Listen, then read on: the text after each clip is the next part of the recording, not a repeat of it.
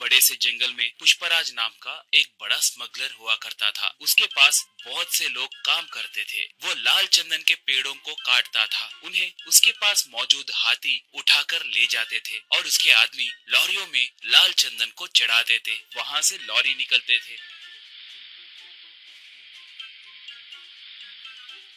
वहाँ पर चेकपोस्ट के पास मौजूद पुलिस वाले भी पुष्पराज के ही आदमी होने के कारण उनकी जांच करे बिना ही वो लोग लॉरियों को छोड़ देते थे। ऐसे उसके जुर्म का साम्राज्य बहुत फैला हुआ था।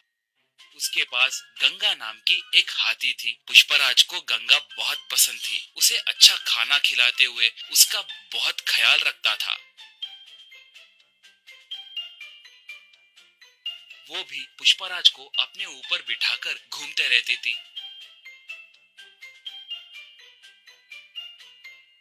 पुष्पराज आसपास के गांव में भी बहुत दान करता था। इसलिए अगर गांव में कभी कोई पुलिस की गाड़ी आती तो उस गांव में रहने वाले पुष्पराज के आदमी तुरंत पुष्पराज को फोन करके उसे जानकारी देते थे। इससे पुष्पराज सतर्क होकर जंगल में दूसरे इलाके को अपने आदमियों के साथ मिलके चला जाता था। पुलिस वाले आकर वहां पर देखे तो उन्हें कोई नहीं दिखते थे। इससे वो लोग सर पकड़ लेते थे। एक बार उस इलाके को एक नया एसपी आया। उसका नाम शेखावत था। वो बहुत बड़ा रिश्वतखोर और भ्रष्ट ऑफिसर था। वो बहुत बड़ा क्रूर और मूर्ख आदमी था। वो जैसे तैसे पुष्पराज को पकड़ने के लिए देख रहा था। एक बार गलती से गंगा एक घाटी में गिर गई, मगर वो पूरी तरह से घाटी में गिरे बिना नीचे एक बड़े से पत्थर के बीच में फंस गई थी। वो हाथी उसे बचाने के लिए चिंगाड़ने लगी। उसके चिंगार को सुनकर पुष्पराज और उसके आदमी वहां पर आए। वो लोग गंगा को देखकर उसे कैसे बचाना है कहकर सोचने लगे। पुष्पराज तब, अरे इसे बचाने के लिए हमारी ताकत बस नहीं होगी। इसके लिए एक जेसीबी को लाना होगा। वो अब कहाँ पर होगा, उसे अब तुरंत लेकर आइए, कहा। एक तब, पुष्पा भाई, उस जेसीबी के मालिक का घर पुलिस स्टेशन के बिल्कुल बगल में ही है। हम अब उसके लिए गए तो बहुत खतरा होगा। पुलिस वाले हमें पकड़ सकते हैं। हम अब गंगा को छोड़ दिए तो ही अच्छा रहेगा। हमें वहाँ पर जाने के लिए हिम्मत नहीं है भाई, कहा। पुष्पराज उसे एक खींच के मारकर, गंगा के लिए मैं चाहे जितना भी दूर जा सकता हूँ। आप नहीं गए तो मैं ही जाकर उस जेसीबी को लाऊंगा। इसके अंदर आप लोग रस्सियों को तैयार करके रखना, कहा। ऐसे वो बाइक को लेकर गांव में आया। उस जेसीबी वाले से पूछकर जेसीबी को लेकर निकला।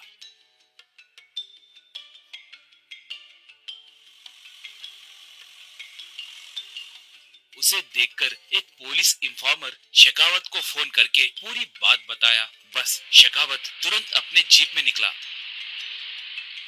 पुष्पराज पहाड़ के पास पहुंचकर जेसीबी को रस्सियां बांधकर उनसे गंगा को ऊपर खींचकर उसे बचाया। गंगा ऊपर आकर खुशी से चिंगाड़ने लगी। पुष्पराज को अपने सूंड से आशीर्वाद दी। इतने में शेखावत वहां पर आकर बंदूक से पुष्पराज पे निशाना साधा।